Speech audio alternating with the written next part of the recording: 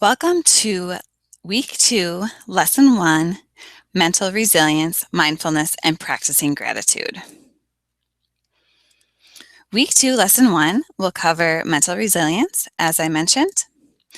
We will be able to discover a practice of gratitude and mindfulness this week.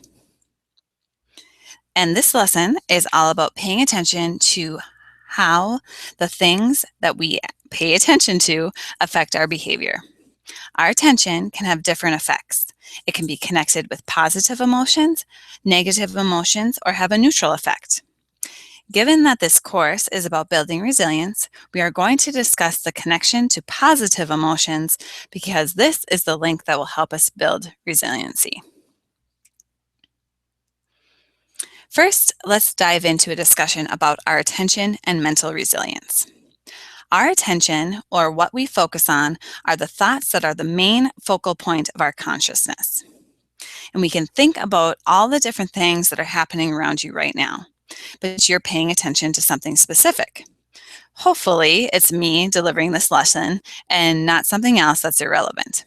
Throughout our day, our attention can be diverted into many different directions.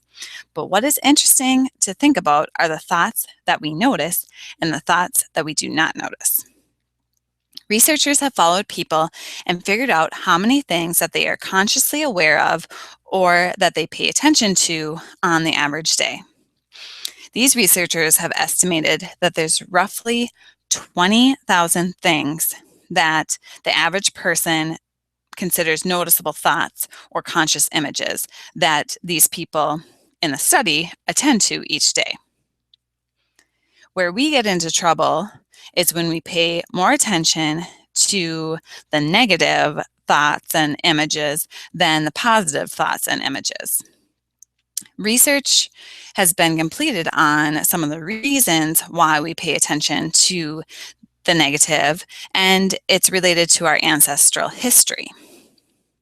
So if we attend to the negative, such as stressful, harmful, or dangerous situations, we can understand how this enhanced our survival. Those people that didn't pay attention to those didn't have that same survival instinct and probably didn't make it to the next phase of their life due to the fact that they weren't aware of those dangerous situations.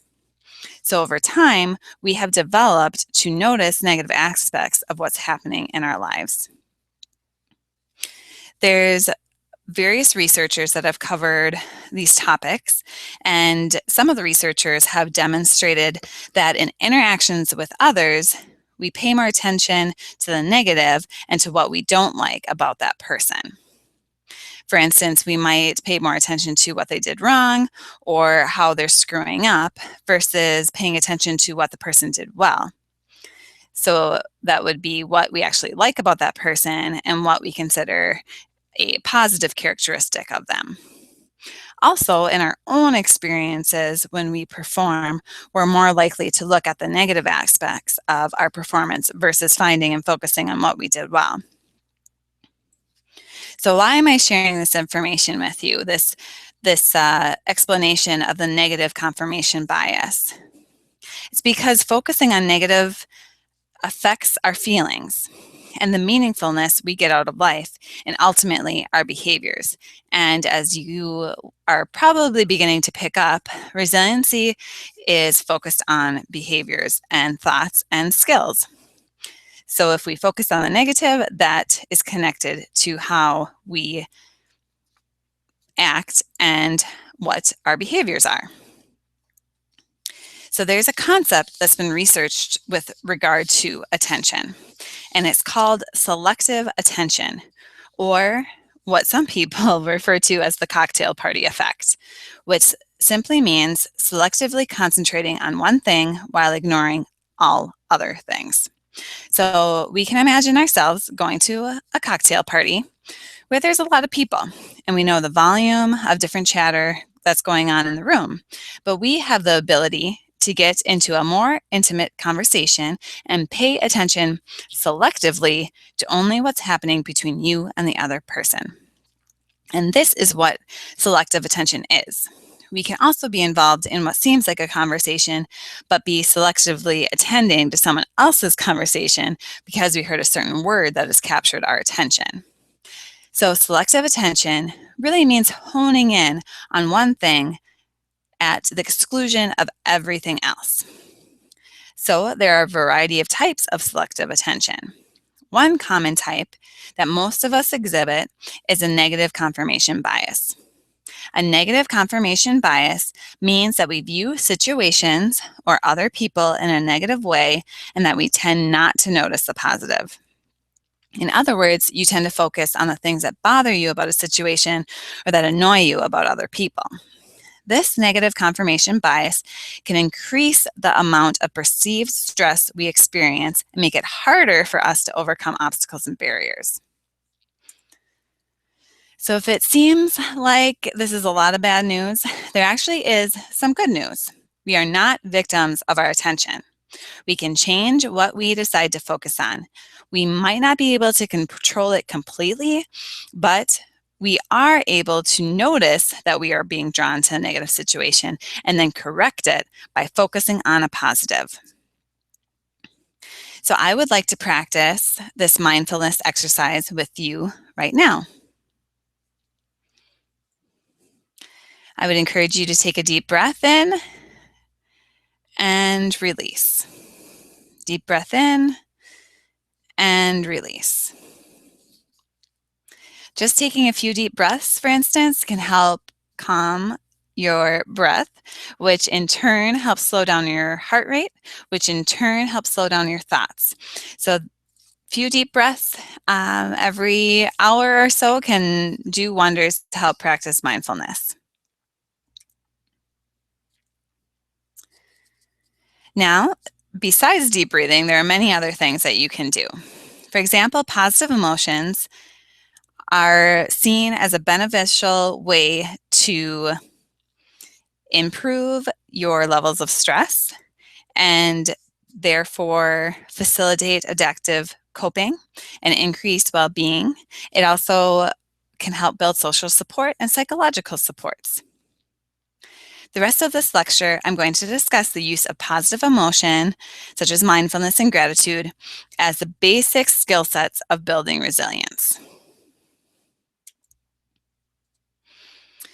Gratitude, according to the Handbook of Adult Resilience, is defined as the feeling of thankfulness and appreciation expressed towards others, other people, nature, and God. The association between intentionally noting things that you are grateful for and the increased sense of well-being has been demonstrated throughout the scientific research. Studies on gratitude in student samples and in people with serious illness have demonstrated that keeping a gratitude journal is associated with less negative affect, fewer physical symptoms, better sleep quality, and greater satisfaction with life. In one study, students that were asked to, quote unquote, count their blessings once per week had a significant increase in positive effect over 6 weeks compared to a control group. So hopefully you are now convinced that incorporating a practice of gratitude is important to building resilience. But how do we actually cultivate and practice this? The practice of gratitude is more than creating a checklist of things you are grateful for. It is a deeper processing of personal experiences.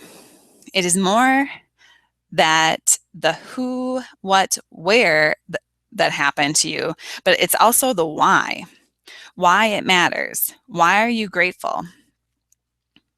So how do you develop this practice?